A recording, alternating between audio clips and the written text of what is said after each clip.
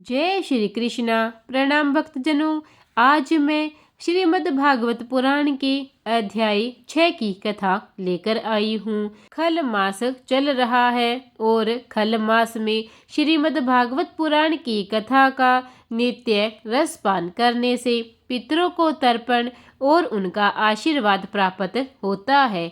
आइए हम अध्याय 6 की कथा का रसपान करते हैं। आज की कथा में ब्रह्मा जी नारद जी से परमात्मा के वास्तविक स्वरूप का वर्णन करते हैं। ब्रह्मा जी नारद जी से परमात्मा के वास्तविक स्वरूप का वर्णन करते हुए कहते हैं कि वह सर्वथा एक रस अभय शांत और ज्ञान स्वरूप है। वह सत असत तथा माया से असीत है। भगवान विष्णु का साक्षात्कार महात्मा गण अनंत शोक रहित आनंद स्वरूप के रूप में करते हैं।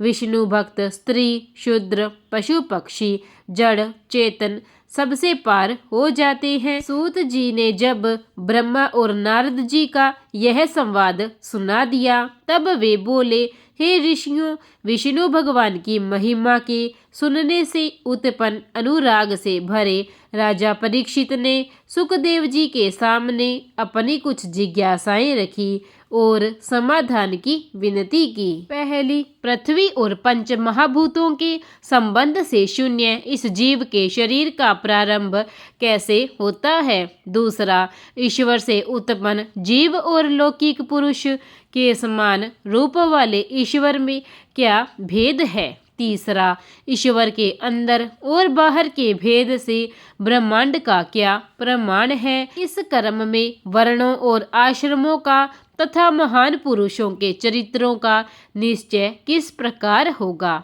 चौथा, प्रत्येक युग में भगवान विष्णु अवतार लेकर कैसे कैसे चरित्र रचते हैं और उनका धर्म तथा प्रमाण क्या है। पांचवा, मानवों के साधारण और विशेष धर्म कौन कौन से हैं। छठा, तत्व कितने हैं और उनके लक्षण तथा स्वरूप क्या है। सातवां, सामान्य राजधर्म और विपत्ति काल में विशेष राजधर्म कौन कौन से होते हैं। आठवां, धर्म अर्थ और काम की विधि क्या है और इसमें देवों की आराधना अष्टांग योग सहित वेद उपदेव इतिहास धर्मशास्त्र और पुराण आदि का स्वरूप क्या है। नौवां, स्वतंत्र जीवात्मा बंध मोक्ष के जाल में कैसे फंस जाता है और फिर किस तरह अपने सत्य को प्राप्त करता है। 10वां, सब बंधनों से स्वतंत्र भगवान अपनी माया से लीला कैसे करते हैं और फिर किस तरह एक साक्षी के रूप में उदासीन हो जाते हैं। जब परीक्षित ने शुकदेव जी के सामने अपनी ये सारी जिज्ञासाएं रखी तो शुकदेव जी ने वेद व्यास द्वारा लिखित तथा स्वयं अधीत श्रीमद् भागवत पुराण उन्हें सुनाया। वह पुराण स्वयं भगवान ब्रह्मा जी को सुना चुके थे। फिर ब्रह्मा जी ने नारद जी को सुनाया और नारद जी ने वेद व्यास जी को सुनाया था। परीक्षित की पहली जिज्ञासा थी कि जीव का शरीर ग्रहण कैसे होता है। इसका समाधान करते हुए शुकदेव जी बोले, हे राजन, अनेक रूपवती माया के कारण ही एक रस आत्मा अनेक रूपों में दिखाई देती है। निर्विकार आत्मा अहम तथा ममत्व के जाल में माया के गुणों से विमोहित होकर फंस जाती है। गुण नाशक काल और मोह मूलक माया से परे होते हैं। अपने अनंत रूप में यह आत्मा रमण करने लगती है। भगवान विष्णु ने ब्रह्मा जी को स्वयं इस आत्म तत्व का ज्ञान दिया और फिर उसके बाद नारद जी को यह ज्ञान ब्रह्मा जी द्वारा प्राप्त हुआ तथा फिर नारद जी ने वेद व्यास जी को यह ज्ञान दिया और फिर उसे लोकहित के लिए प्रकाशित करने का आदेश दिया। वह तत्व ज्ञान ही यह भागवत के रूप में प्रकट है। प्रस्तुत आत्मज्ञान का एक व्यापक इतिहास है और वह किस प्रकार संचारित हुआ यह बताते हुए शुकदेव जी बोले, एक समय ब्रह्मा आदि देव के रूप में सृष्टि की रचना के लिए तैयार हुए तो उन्हें अनुभव हुआ कि उनकी बुद्धि अपेक्षित नहीं है। तब उन्हें 2 बार तप शब्द सुनाई दिया। यह किसका उच्चार है और इसका वक्ता कौन है, यह जानने के लिए उन्होंने इधर उधर बहुत खोज की, लेकिन वे सफल नहीं हुए। परिणाम स्वरूप उन्होंने तप को आकाशवाणी के रूप में ग्रहण किया और इसे ईश्वरीय का आदेश मानकर तपस्या करनी प्रारंभ कर दी। ब्रह्मा जी ने कठोर तप किया, जिससे प्रसन्न होकर विष्णु भगवान ने उन्हें दर्शन दिए और दिव्य लोक के भी दर्शन कराए। उस दिव्य लोक में भगवान विष्णु के अनुपम और अद्भुत सौंदर्यमय स्वरूप को देखकर ब्रह्मा जी कृतार्थ हो गए। भगवान विष्णु ने ब्रह्मा जी को तप की महिमा बताई और यह कहा कि तप मेरा हृदय है और मैं तप की आत्मा हूँ। तप से ही मैं सृष्टि की सृजना, पालना और फिर संहार करता हूँ। तप मेरी अमोघ शक्ति है और यह शक्ति अलंघ्य है। भगवान विष्णु को प्रसन्न जानकर ब्रह्मा जी ने उनसे माया का आश्रय लेकर जगत का सृजन करने, पालन करने, संहार करने तथा अनेक प्रकार की लीलाएं करने की प्रार्थना की। भगवान विष्णु ने ब्रह्मा जी की भक्ति को देखकर अपने अत्यंत गोपनीय स्वरूप का रहस्य बताना चाहा और उन्हें समझाया कि हे ब्राह्मण, इस जगत की सृष्टि से पूर्व केवल मैं ही था, न स्थूल था न सूक्ष्म था और न ही दोनों का कारण रूप अज्ञान था। सृष्टि में जो कुछ भी दृष्टि गोचर होता है वह मैं ही हूँ। सृष्टि के विलय होने पर जो भी कुछ अवशिष्ट होगा वह भी मैं ही होऊंगा। अस्तित्व के न होने पर भी जल में दूसरे चंद्र का प्रतिबिंब रूप दिखाई देना तथा आकाश में राहु के विद्यमान होने पर भी उसका वहां दिखाई न देना मेरी माया के कारण ही होता है।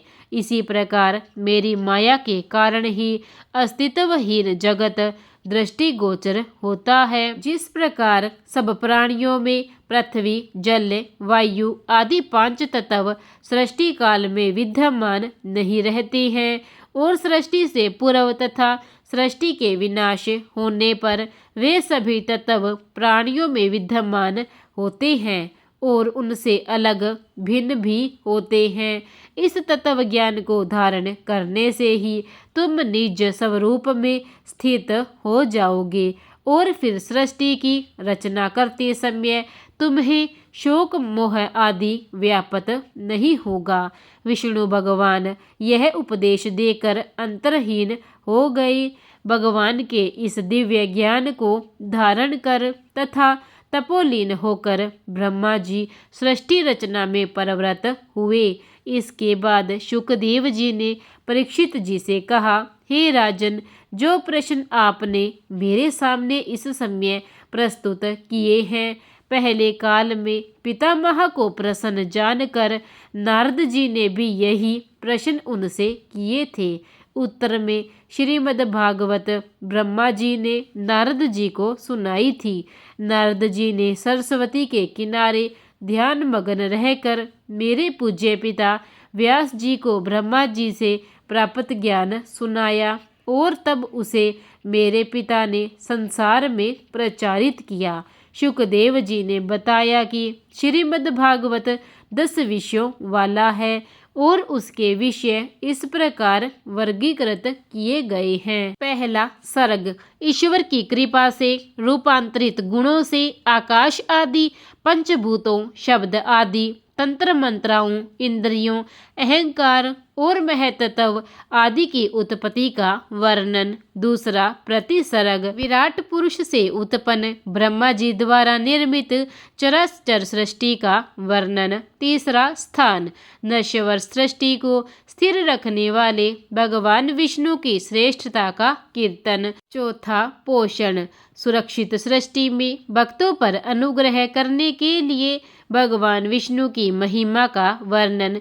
पांचवा, मनवंतर। भगवान भक्ति तथा प्रजापालन में रत मनवंतरों के अधिपत्य का वर्णन।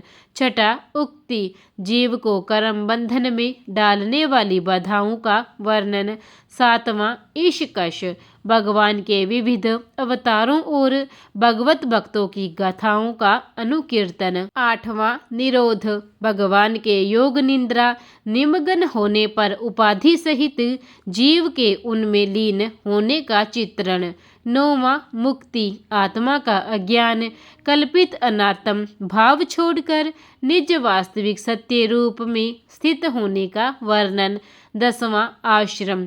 जगत की उत्पत्ति, स्थिति और प्रलय के आधारभूत रूप परमात्मा का वर्णन। पहले विषय का वर्णन करते हुए शुकदेव जी ने बताया कि ब्रह्मांड को फोड़कर विराट पुरुष ने अपने निवास स्थान के लिए धान्य की सृष्टि की। नर से पैदा होने के कारण जल का नाम नार पड़ा और चूंकि नार और जल में भगवान विष्णु का निवास है इसलिए उन्हें नारायण कहा जाता है। भगवान विष्णु जल में अनेक वर्षों तक योग निद्रा में पड़े रहे और उनके बाद एक समय उन्हें एक से अनेक होने की इच्छा पैदा हुई। इस इच्छा की पूर्ति के लिए उन्होंने अपने वीर्य को 3 भागों में विभाजित किया, अधिदेव, अध्यात्म और अधिभूत। फिर इनसे सारी मानवीय सृष्टि अस्तित्व में आई। विराट पुरुष के हिलने डुलने पर उनके शरीर में स्थित आकाश से प्राण की, प्राण से रोने की और विराट पुरुष के द्वारा प्यास, भूख आदि का अनुभव होने पर तालु तथा जीभ सहित मुख की, फिर शयन की इच्छा से वाक की और अग्नि तथा शब्द की, सूंघने की इच्छा से प्राण, इंद्रिय और वायु की, देखने की इच्छा से नेत्रों और सूर्य की, सुनने की इच्छा से कान और दिशाओं की तथा स्पर्श और अनुभूति की इच्छा से त्वचा की निर्मित हुई। उस विराट पुरुष द्वारा कर्म करने की इच्छा से हाथ पैर आदि कर्मेंद्रियों की उत्पत्ति हुई। साथ ही उनके अभिमानी देवताओं की भी उत्पत्ति हुई। इसके उपरांत भगवान ने अपनी माया पर विचार किया तो उस समय हृदय, फिर मन और उनके अभिमानी देवताओं की उत्पत्ति हुई। इस तरह वह विराट पुरुष बाहर की ओर से पृथ्वी, जल, तेज, वायु, आकाश, अहंकार, महत्व और प्रकृति इन 8 प्रकार के आवरणों से घिरा हुआ है। इसके परे उसका एक सूक्ष्म रूप भी है और वह सूक्ष्म रूप मन और वाणी से परे और अगोचर है। अनेक विद्वान पुरुष भी भगवान की माया से परिपूर्ण हैं। स्थूल और सूक्ष्म दोनों रूपों को ठीक तरह से ग्रहण नहीं कर पाते क्योंकि वही नाम रूपधारी ब्रह्मा है। उनसे ही प्रजापति, मनु, देवता, गंधर्व, अप्सरा, नाग, सर्प, राक्षस, पिशाच, भूत प्रेत, ऋषि आदि विविध योनियों की रचना हुई है। संसार के सभी चर अचर भेद से 2 प्रकार के रूपों में बंटे हुए हैं। चर और अचर के बाद में 4 भेद और होते हैं, जरायुज, अंडज, उद्बीज और स्वदेज। इसके बाद स्थलचर, जलचर और नभचर ये 3 भेद होते हैं। अपने कर्मों के फल स्वरूप ही सभी प्राणी अपने शुभ और अशुभ कर्म के अनुसार देवादि योनियों में जन्म प्राप्त करते हैं। ये सभी योनियां अपने अच्छे और बुरे कर्मों से ही प्राप्त होती है। अपने अच्छे कर्मों से जीव देव योनि को प्राप्त होते हैं।